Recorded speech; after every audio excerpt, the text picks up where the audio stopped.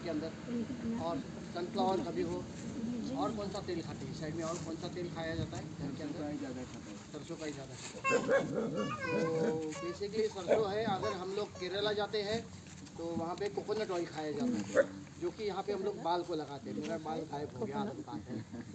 तो हर एक एरिया में अलग अलग तेल खाया जाता है। जैसे कि गुजरात और महाराष्ट्र में मूंगफली का तेल खाया जाता है, वहाँ मूंगफली से भी तेल निकलता है। सनफ्लावर, सूर्यफूल का बीज निकलता है, उसका भी तेल निकलता है। वो भी दोनों महंगा होता है। मतलब सूर्यफूल है, सरसों का तेल है। फिर राइस ब्रान, मतलब हम लोग जो चावल निकालते हैं उसको जो ब्रान निकलता है, मतलब पतला पतला स्किन जो निकलता है पॉलिशिंग में, उसका भी तेल बनता है। तो वो भी तेल खाने के लिए बहुत अच्छा है, राइस ब्रान तेल बोलते हैं।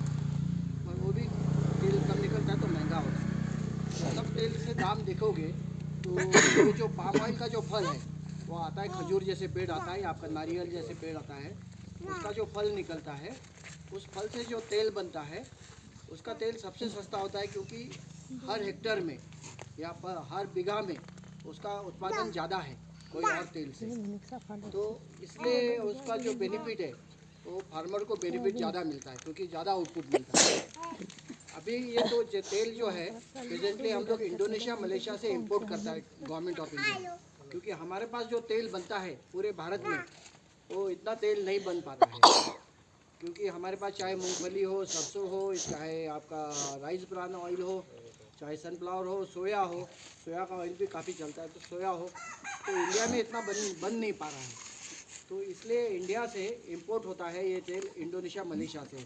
माफ़ कीजिए, मैं हिंदी में बात करता हूँ क्योंकि मुझे अभी आसामी और बोडो इतना नहीं समझ में आता है। ठीक है, आता है इंडिया। हाँ हाँ, तो बोडो तो थोड़ा बहुत आप बोलेंगे या आसामी बोलेंगे तो मैं समझ लूँगा, और बोल नहीं पाऊँगा, इसलिए थोड़ा माफ़ी चाहता हूँ।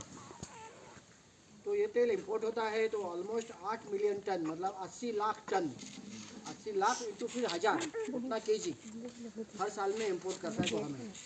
हर रोज़ आप समझिए 2 वेसल, 2 जहाज भर भर के, बड़ा वाला जहाज 20-20 हज़ार टन का जहाज डेली आता है भर के। तो उसका पैसा बहुत जाता है। वो पैसा कहाँ जाता है? तो वो जो इंडोनेशिया मलेशिया में जो फार्मर्स ने ये जहाज लगाया है, वो लोग वहाँ पे उनका ऑयल मतलब कच्चा ऑयल क्रश करके यहाँ बेचते हैं, तो उसको उनको जाता है, उन फार्मर को जाता है।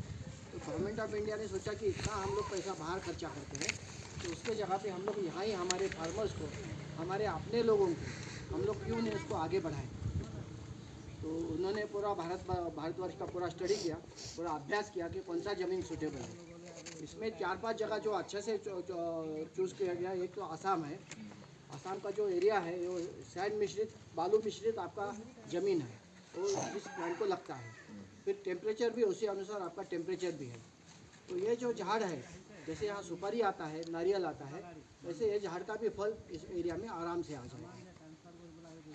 इस फल के आने से आपको, आप समझिए कि हर बीघा में आप चावल का धान निकालते हैं, चावल का आप बनाते हैं खेती के अंदर, तो हर बीघा में चावल के पीछे आपको जो पैसा मिलता है खर्चा होने के बाद, तो 5,000 रुपीज़, 5,000 इंडियन रुपीज़ आपको घर में जाता है। जबकि इसी फल में आपको 20 से 25,000 रुपया पर बीघा में आपको जाएगा, क्योंकि इसका फल जो आता है वो बहुत रेगुलर आता है और उसका आउटपुट भी अच्छा मिलता है। तो आपका समझिए कि 4 गुना से 5 गुना आपका इस फल से, इस झाड़ के कारण आपका इनकम बढ़ जाएगा। अब सबसे बड़ा चीज़ है कि ये झाड़ क्या है, कब आएगा, फल कब आएगा, ये भी एक सवाल है। तो ये झाड़ लगाने के बाद, अभी जैसे मैं आपको 1 साल का या 1.5 साल का झाड़ दूंगा, उसके बाद आपको समझिए कि 3 साल से 3.5 साल लग जाएगा फल आने में। तो 4 साल में फल आने चालू हो जाता है इसका, और ये फल आपको पूरा साल भर में फल देता है। ऐसा नहीं कि जैसे सुपारी साल में एक बार निकलेगा, ये हर महीने में उसका फल निकलते जाएगा। जैसे इसका जो हिसाब है, प्रति हेक्टर जो हिसाब है वो 22,000 केजी का है। तो 22,000 केजी मतलब पर बीघा कितना हो गया अपना? 22,000 केजी डिवाइडेड बाई 7.5 कीजिए, 3,000 केजी हो गया ना ऑलमोस्ट। 3,000 इसका जो प्राइस फिक्स है, गवर्नमेंट से प्राइस है। ये मार्केट में ऐसा नहीं कि कोई व्यापारी आएगा लेगा, ऐसे होगा नहीं। ये गवर्नमेंट से फिक्स सिस्टम है पूरा। गवर्नमेंट का अभी जो मिनिमम सेल प्राइस है, मिनिमम MSP बोलते, मिनिमम प्राइस जो होता है वो आज के डेट में 14 रुपया है पर केजी। तो आप देखिए कि 14 रुपया इंटू 3,000 केजी भी पकड़ेंगे कितना हो गया, तो 54,000 हो जाएगा, कितना हो जाएगा 42 42,000 रुपया आपका सालाना हो जाता है। 42,000 में से आप खर्चा भी निकाल दोगे पर हिसाब 30%, का हिसाब से तो बोला है। 12,000 निकल गया, तो 25 से 30,000 इस रेंज में जाता है। मगर हम लोग अभी इसलिए ज़्यादा नहीं बोलते कि इनिशियल में थोड़ा कम रहता है, बाद में बढ़ते जाएगा। जैसे झाड़ आपका केयर लेंगे, झाड़ का बड़ा हो जाएगा, क्योंकि नया नया आता है तो फल थोड़ा कम आता है। जब से एक एक दो दो साल निकल जाएंगे, फल का प्रोपोर्शन बढ़ जाएगा। और ये जैसे ये पेंशन जैसे स्कीम है, मतलब आप साल भर में ऐसा नहीं कि आपका जो पैसा है वो 30,000 25,000 जो पैसा है वो एक महीने में नहीं आएगा, हर महीने में आपको पैसा मिलते जाएगा। मतलब हर महीने में 2,000 2,500 1 बीघा ज़मीन हो तो ज़्यादा, एक हेक्टर ज़मीन हो तो 3 लाख रुपए का इनकम होता है। उसमें हाथ में आने वाला इनकम करीबन 2 सवा 2 लाख रुपया होता है। तो अगर हम लोग उसको मंथली में दिखाई देते डिवाइड तो 20 से 25,000 रुपया 7.5 बीघा में उसका इनकम है।